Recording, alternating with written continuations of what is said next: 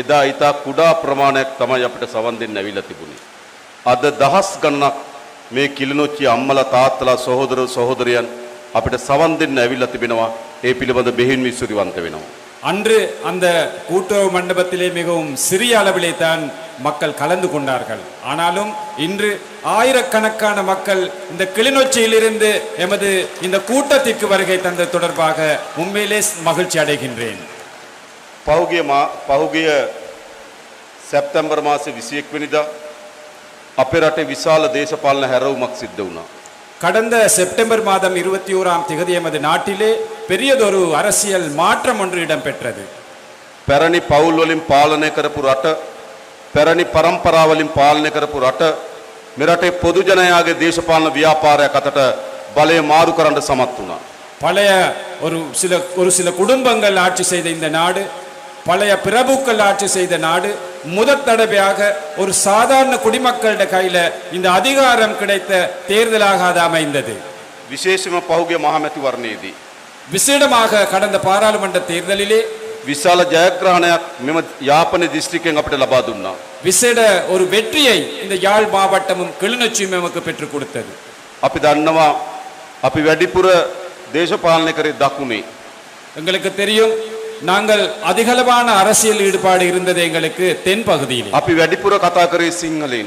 கூடுதலாக நாங்கள் கதைத்தது சிங்கள மக்களை பற்றி. අපේ දේශපාලන ක්‍රියාකාරකම් විශාල ප්‍රමාණයක් අපි දිනපතා සිදු කරේ දකුණු පළාත්වල. பெருமளவிலான அரசியல் நடவடிக்கைகளை நாங்கள் செயற்பட்டது தென் பகுதியில். අපි මෙම ප්‍රදේශවල උතුරේ ඒ තරම් විශාල දේශපාලන ක්‍රියාකාරකම් වල නිරත වුණේ නැහැ. கடந்த காலங்களிலே நாங்கள் வடமாகாணத்திலே அவ்வளவான அரசியல் நடவடிக்கைகள் நாங்கள் ஈடுபடவில்லை. ඒත් ඔබ අප කරේ විශ්වාසය තබලා මේ යාපන දිස්ත්‍රික්කය ඇතුළු උතුරු පළාතේ විශාල ජයග්‍රහණයක් අපිට ගෙන දෙන්න සමත් වුණා. என்றாலும் எம் மீது நம்பிக்கை வைத்து இந்த வடமாகாணத்தின் மக்கள் பெருமளவான வெற்றியை எமக்கு பெற்றுக் கொடுத்தார்கள். அந்த நேரத்திலே එම මහචන්දේදී අපේ රටේ බෙදුණු දේශපාලනය අවසන් කරලා එකතු කරන දේශපාලනයට පියවර තැබුවා. நமது நாட்டிலே பிரிந்த அரசியலை நாங்கள் முடிவுக்கு கொண்டு வந்த அந்த நேரத்திலே ஒன்றாக இணையும் அரசியலை நாங்கள் ஆரம்பித்து வைக்கப்பட்ட நேரம் அது. පළමු වතාවට ලංකාවේ ආණ්ඩුවක් හැදිලා තිබෙනවා. උතුරේ ජනතාවගේ විශ්වාසය දිනාගත්තු, දකුණේ ජනතාවගේ විශ්වාසය දිනාගත්තු, නැගෙනහිර ජනතාවගේ විශ්වාසය දිනාගත්තු, රට පුරා සියලු ජනයාගේ විශ්වාසය දිනාගත්තු ආණ්ඩුවක්. முதற் தடவையாக ஒரு அரசாங்கம் அமைந்திருக்கின்றது. இலங்கையில் நாலாபுறங்களில் வாழும் வடமாகாணம், கிழக்கு, மலையகம், தெற்கு, மேற்கு போன்ற அனைத்து பகுதிகளில் மக்களுடைய ஆதரவை வென்ற ஒரு அரசாங்கம் முதற் தடவையாக அமைந்திருக்கின்றது. අපිට විශාල විශ්වාසයක් තිබෙනවා. මේ මැයි 6 වෙනිදා මීට පෙර අප කරේ විශ්වාසය නොකරපු කණ්ඩායම් පවා මේ මැයි 6 වෙනිදා අප කරේ විශ්වාසය තබලා මෙම පළාත් තුළ විශාල ජයග්‍රහණයක් ගෙනත් දෙන බව மே மாதம் 6ஆம் தேதி நாங்கள் நம்புகின்றோம். இதற்கு முதல்ல எம்மை நம்பாத மக்கள் கூட இந்த 6ஆம் தேதி பிரதேச சபை தேர்தலின் போது எமக்கு பெரிய அளவிலான வாக்குகளை பெற்றுக் கொடுப்பார்கள் என்று நாங்கள் நம்புகின்றோம். මොකද කියන්නේ? என்ன சொல்கிறீர்கள்? ලොකු ජයග්‍රහණයක් ලැබෙනවා. பெரியதொரு வெற்றி எமக்கு கிடைக்கும் கட்டாயமாக. ආය අපි කවදාවත් බෙදෙන්න ඕනේ නැහැ. மீண்டும் எந்த ஒரு நேரத்திலும் நாங்கள் பிரிய வேண்டிய தேவையில்லை. අපි කවදාවත් ගහ ගන්න ඕනේ නැහැ. நாங்கள் ஒருபோதும் சண்டை பிடிக்க தேவையில்லை. අපි කවදාවත් යුද්ධ කරන්න ඕනේ නැහැ. ஒருபோதும் நாங்கள் யுத்தம் செய்ய வேண்டியதில்லை. අපි එක රටක් තුල ஒரே நாட்டினுள் සහෝදරත්වයෙන් சகோதரத்துவமாக එක අම්මා තාත්තගේ දරුවෝ වගේ ஒரே தாயின் பிள்ளைகளை මේ போன்று රට ගොඩනගන්න, இந்த நாட்டை கட்டி எழுப்ப, මේ රට ඉදිරියට ගෙන යන්න இந்த நாட்டை முன்னுக்கு கொண்டு போக අපි එකතු වෙමු. நாங்கள் அனைவருமே ஒன்று சேருவோம். එහෙම වුණා නේද? அப்படி தேவைதானே? අපේ පරම්පරාව යුද්ධ කරගත්තා. எமது பரம்பரை யுத்தம் செய்து கொண்டார்கள். මොකද අපිට ඉතුරු උනේ? என்ன எங்களுக்கு மிஞ்சியது? දකුණේද උතුරේද? தெற்கிலும் வடக்கிலும் අම්මා තාත්තට දරුවෝ අහිමි වුණා. பெற்றோர்களுக்கு பிள்ளைகள் இழக்கப்பட்டனர். යාළුවන්ට මිතුරන් අහිමි වුණා. நண்பர்களுக்கு தனது நண்பர்கள் இழந்தார்கள். බිරින්දෑවරුන්ට ස්වාමිවරුන් අහිමි වුණා. மனைவிமார்களுக்கு கணவர்கள் இல்லாம රට போனார்கள். විශාල ඛේදවාචකයකටපත් වුණා. நாடு பெரியதொரு சீரழிவுக்கு முகம் கொடுத்தது. ඒ පැරණි දේශපාලකයාගේ ප්‍රතිඵල அது பழைய அரசியலில் வந்து பலன்கள். තව දුරටත් අපේ රට කවදාවත් ஒரு போதும் எமது நாட்டிலே යලි ගැටුම් ඇති වෙන දේශපාලනයක්, மீண்டும் முருகல் நிலை ஏற்படும் அரசியலை, එකිනෙකා එනකොටා ගන්න දේශපාලනයක් ஒவ்வொருத்தர் முரண்படும் அரசியலை අපේ පරම්පරාව යුද්ධ කරගත්තර අපේ දරුවන්ගේ පරම්පරාවට යුද්ධ කරගන්න ඉඩ නොදෙන රටක් අපි හදනවා. நாம் யுத்தம் செய்தாலும் எமது இளம் சமுதாயம் யுத்தம் செய்யாத ஒரு நாட்டை நாங்கள் கட்டி எழுப்புவோம். අපි මේ රටේ ඉපදෙනවා. මේ රටේ ආර්ථිකයට අවුල් වෙනවා. මේ මාපොළේ පොහොර වෙනවා. நாங்கள் இந்த நாட்டிலே பிறக்கின்றோம், இந்த நாட்டிலே வளர்கின்றோம், இறுதியிலே இறந்ததன் பின்பு இந்த நாட்டிற்கு உரமாகின்றோம். අපි ඔක්කොම මේ රටේ පුරවැසියන්. நாங்கள் அனைவருமே இந்த நாட்டு பிரஜைகள். අපි හැමදෙනාටම සාධාරණ අයිතීන් තියෙනවා. நாங்கள் அனைவருக்குமே பெற்றுக்கொள்ள வேண்டிய உரிமைகள் இருக்கு. අපේ ආණ්ඩුව எமது அரசாங்கம் කතා කරන භාෂාව අනුව கதைக்கும் மொழி ரீதியிலே, අදහන ආගම අනුව தவளும் மத ரீதியிலே, සංස්කෘතියෙන් අනුව கலாச்சார ரீதியிலே කිසිසේත් වෙනස්කම් කරන්න ඉඩ දෙන්නේ නැහැ.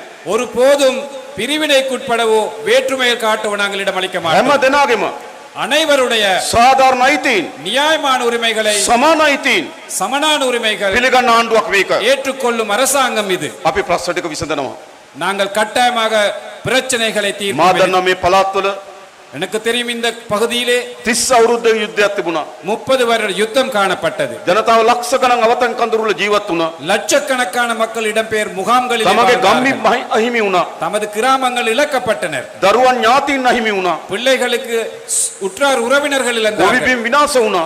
விவசாய நிலங்கள் அழிக்கப்பட்டன. පාරවල් පාලම් කඩා වැටුණා. பாதைகள் அழிந்து போயின. නගර ජනශූන්‍ය වුණා. நகரங்கள் மக்கள் இல்லாத சூன்யமான நிலை, මා ඛේදවාචකයකට මුහුණ දුන්නා. பெரியதொரு கவலைகரமான நிலைக்கு දැන් අපිට போகும். ආණ්ඩු බලය තිබෙනවා. நான் இப்போது எங்களுக்கு அரசு பலம் අපි இருக்கு. එකතු වෙලා ආණ්ඩුවක් හදලා තියෙනවා. நாங்கள் அனைவரும் ஒன்றிணைந்து அரசாங்கத்தை දැන් මේ அமைத்திருக்கிறோம். ප්‍රශ්න உங்களுடைய பிரச்சனைகள் පියවරෙන් පියවර படிப்படியாக විසඳීම සඳහා අපි කටයුතු කරන බව මම ඔබට සාතික කරනවා. தீர்ப்பதற்காக நாங்கள் நடவடிக்கை எடுப்போம் என்பது உறுதியாக கூறுகிறோம். එක முதலாவது අපි දන්නවා ආරක්ෂක හේතුන් මත முதலாவதாக பாதுகாப்பு காரணங்களால் ජනතාවගේ ඉඩම් மக்களுடைய காணிகள் හමුදා කඳවුරු වෙත පවරගෙන තිබෙනවා. ராணுவ முகாம்களுக்காக எடுத்திருக்கிறார்கள். අපි මේ හමුදා නිලධාරීන් එක්ක நாங்கள் அந்த ராணுவ தலைவர்களுடன் හමුදා ප්‍රතිලත් එක්ක අපි සාකච්ඡා කරලා තියෙනවා. நாங்கள் பேச்சுவார்த்தை நடத்தியிருக்கின்றோம். නිදාස් කරන්න පුළුවන් හැම බිම් මඟලක්ම விடுதலை செய்யக்கூடிய அனைத்து நிலங்களையும் ආපහු එම ජනතාවට ලබා දෙන්න අපි කටයුතු කරනවා. மீண்டும் மக்களுக்காக வழங்குவதற்கு நாங்கள் நடவடிக்கை எடுப்போம். හොඳයිනේ. நல்லமா? ඒ විතරක් නෙවෙයි. அது மட்டுமல்ல, සමහර ඉඩම් சில காணிகள் පාරම්පරික වගා කරපු ඉඩම් பரம்பரையாக விவசாயம் செய்த காணிகள் Google map එක දිහා බලලා கூகுள் அந்த மேப்பை பார்த்து වන සංරක්ෂණ දෙපාර්තමේන්තුව පවරගත්තා. வன பாதுகாப்பு திணைக்களம் அவர்களுக்கு உரித்தாக்கி ඒවා கொண்டார்கள். මේ ප්‍රදේශ වගා කරපු ඉඩම් இது இந்த பகுதி மக்கள் விவசாயம் செய்த நிலங்கள், ජනතාවගේ ඉඩම් மக்களுடைய நிலங்கள். ඒවා නැවත නිසි පරීක්ෂාවකින් අපි ලබා දෙන්න කටයුතු කරනවා. அவற்றை மீண்டும் உரிய ஆய்வின் பின்னால் நாங்கள் வழங்குவதற்கு நடவடிக்கை எடுப்போம். ඒ වගේම තවත් පාරවල් කීපයක් වහලා තියෙනවා. ஆகவே இன்னும் சில பாதைகள் மூடப்பட்டிருக்கின்றன. ජනාධිපති මන්දිරයේ ඉස්සරහා කොළඹ පාර ඇරලා තියෙන්නේ. ஜனாதிபதி மாளிகைக்கு முன்னால் இந்த பாதையை நாங்கள் திறந்து விட்டோம். අරලියගහ මන්දිරයේ ඉස්සරහා කොළඹ පාර ඇරලා තියෙන්නේ. அலரி மாளிகைக்கு முன்னால் இந்த பாதையை திறந்து விட்டோம்.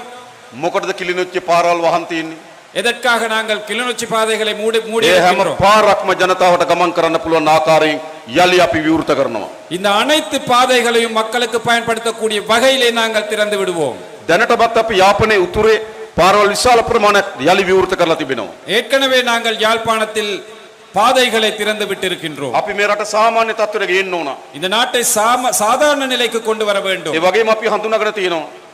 அதே போன்று நாங்கள் அறிந்திருக்கின்றோம், යුද්ධය හේතු කරගෙන නිවාස අහිමි වුණු. யுத்தம் காரணமாக வீடுகள் இழக்கப்பட்ட, නිවාසයක් හදාගන්න වත්කමක් නැති வீடுகளை கட்டிக்கொள்வதற்காக நிதி විශාල வழங்கலாத පිරිසක් මේ උතුරේ ඉන්න බව. மிக பெருமளவு மக்கள் இந்த ඒ வடமாகாணத்தில் සියලු இருக்கின்றார்கள். දෙනාට அந்த அனைத்து மக்களுக்கும் නිවාස ඉදිකර ගැනීම සඳහා வீடுகளை கட்டிக்கொள்வதற்காக අපේ ආණ්ඩුව සහාය දෙනවා කටයුතු කරනවා. எமது அரசாங்கம் உதவி செய்யும், அதற்காக நடவடிக்கை எடுக்கும். පෞගේ දමන් දිස්ත්‍රික් සම්බන්ධයෙන් කරන කමිටුවට ආපු වෙලාවේ அண்மையிலே இந்த மாவட்ட ஒருங்கிணைப்பு குழுக்கு வந்த நேரத்திலே ගෙවල් හදන්න සල්ලි දීලා තිබුණා. வீடுகளை புனரமைக்க காசு நிதி ஒதுக்கீடு හැබැයි செய்திருந்தார். කොටසයි දීලා තියෙන්නේ. ஆனால் ஒரு பகுதி தான் வழங்கப்பட்டிருந்தது. ඉතුරු කොටස අපි ලබා දෙනවා. மீதி தொகை நாங்கள் பெற்றுக் கொடுப்போம் அந்த வீடுகளை புனரமைப்பதற்கு. ඉඩම් ටික තියෙන්න ඕන. காணிகள் இருக்க வேண்டும், ඉන්න ගෙයක් තියෙන්න ඕන. இருப்பதற்கு வீடு இருக்க வேண்டும், යන්න එන්න පාරවල් තියෙන්න ඕන. பயணிப்பதற்கு பாதை இருக்க வேண்டும். තියෙන පාරවල් විශාල ප්‍රමාණයක් කැඩලා තියෙන්නේ. பல பாதைகள் போக இயலாத நிலையிலே இருக்கின்றன. අපි අයවැය ලේඛනයෙන් நாங்கள் இந்த வரவு செலவு මේ திட்டத்திலே උතුරු පළාතේ පාරවල් හදන්න இந்த வடமாகாணத்தில் பாதைகள் புனரமைப்பதற்காக දසලක්ෂ 5000ක් වෙන් කරලා තියෙනවා. 50 மில்லியன் ரூபாய் 500 மில்லியன் 5000 மில்லியன் ரூபாய் நாங்கள் මේ ஒதுக்கப்பட்டோம். හැම පාරක්ම අපි හදන්න ඕන. இந்த அனைத்து பாதைகளையும் நாங்கள் කැඩුණු புனரமைக்க පාලම් තියෙනවා. சரிந்த உடைந்த பாலங்கள் இருக்கின்றன. ඒ ටික අපි හදන්න ඕන. அவற்றை நாங்கள் செய்து முடிக்க வேண்டும். දැනටමත් අපි එහෙම සල්ලි වෙන් කරා පාලමට. இப்போதே நாங்கள் அந்த பாலங்களை கட்டுவதற்கு நிதிகள் ஒதுக்கி இருக்கின்றோம். ඒ නිසා මොකද කරන්නේ? ஆகவே නැවත මේ පළාත් නගා සිටවනවා. மீண்டும் இந்த பகுதிகளை நாங்கள் கட்டி எழுப்புவோம். ඒ වගේම අපි විශ්වාස කරනවා ஆகவே நாங்கள் நம்புகின்றோம் අපේ රටේ ජනතාවට උඩට එන්න තියෙන පාරක් තමයි අධ්‍යාපනය. எமது மக்களுக்கு தனது வாழ்வை கொஞ்சம் உயர்த்துவதற்குள்ள வழிதான் මම දන්නවා கல்வித்துறை. මේ ප්‍රදේශ ජනතාව எனக்கு தெரியும் இந்த பகுதி மக்கள் තමගේ දරුවන්ට උගන්නන විශාල වෙහෙසක් දරනවා. பிள்ளைகளுக்கு கற்பிப்பதற்காக மிகவும் கஷ்டப்படுகிறார்கள். අපි ආණ්ඩුවට උපරිම සහාය දෙන්නම්. நாங்கள் அரசாங்கத்திலே உயர்ந்தபட்ச உதவியை செய்திருக்கிறோம். මේ ගම් දියුණු වෙන්න இந்த கிராமங்களை வளர்ப்பதற்கு දුප්පත්භාවයෙන් ගොඩ එන්න வறுமையிலிருந்து மீளெழுவதற்கு දරුවන්ට හොඳට උගන්නන්න පටන් ගන්න ඕන. பிள்ளைகளுக்கு நன்றாக படிப்பிக்க நாங்கள் முயற்சி எடுக்க வேண்டும். ගොඩ නැගිලි නැත්තම් අපිට කියන්න අපි හදලා දෙන්නම්. அவ்வாறு வளராவிட்டால் சொல்லுங்கள், நாங்கள் வளர்த்து விடுகிறோம். මම දන්නවා විශාල දෙමළ භාෂාවේ ගුරුවරුන්ගේ හිගයක් තියෙනවා. எனக்கு தெரியும் தமிழ் மொழி மூலமான பற்றாக்குறை ஒன்று இருக்கு. ஆசிரியர்கள் අපි ඒ පුරප්පාඩු පුරවනවා. நாங்கள் அந்த பற்றாக்குறையை நிவர்த்தி செய்வோம். ඒ විතරක් නෙවෙයි. அது மட்டுமல்ல, දැනටමත් අපි ළමයි 300ට අඩු පාසල් වල දරුවන්ට සපත්තු දෙනවා.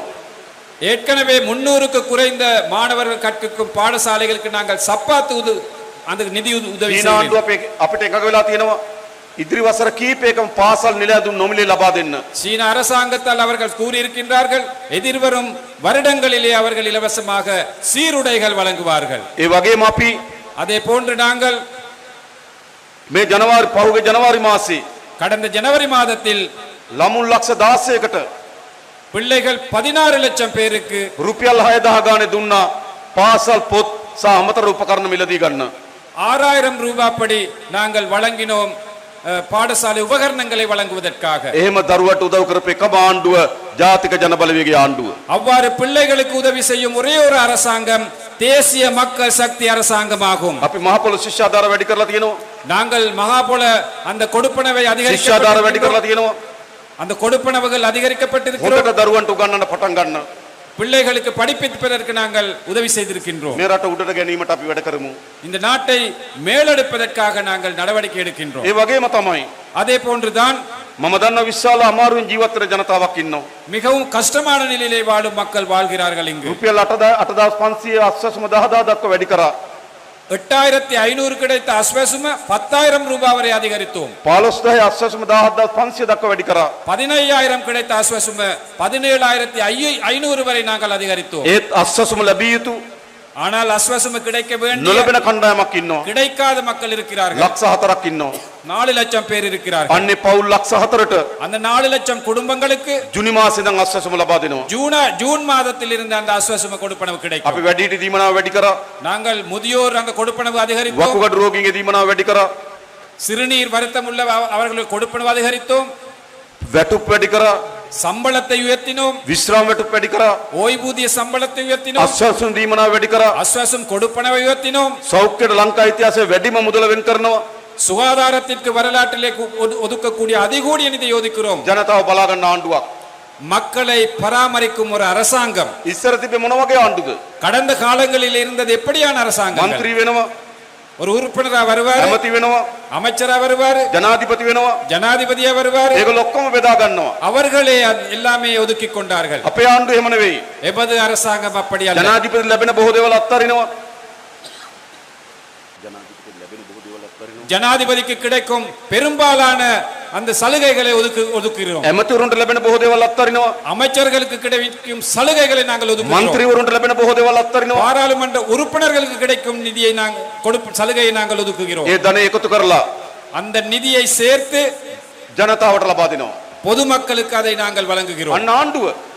அதுதான் அரசாங்கம். ඒක තමයි අපි හදලා තියෙන ආණ්ඩුව. அதுதான் நாங்கள் கட்டியெழுப்பிய அரசாங்கம். මහජනගේ ධනෙ සතයක් හොරකම් කරන්න නැති ආණ්ඩුව. மக்களுடைய பணத்தை 1% களவெடுக்காத මහජනගේ அரசாங்கம். ධනෙ සතයක් නාස්ති කරන්න නැති ආණ්ඩුව. மக்களுடைய நிதியை 1% வீணாக்காத அரசாங்கம். අවුරුදු 70කට පස්සේ 76 வருடத்திற்கு பின்பு හොරකම් කරන්න නැති திருட்டுத்தனம் இல்லாத නාස්ති කරන්නේ නැති வீண்விரயம் இல்லாத ආණ්ඩුවක් හදලා තියෙනවා. ஒரு அரசாங்கத்தை ඒක அமைத்திருக்கிறோம். තමයි පළමු ආණ්ඩු ලංකාවේ හොරකම් නාස්තිය නැති.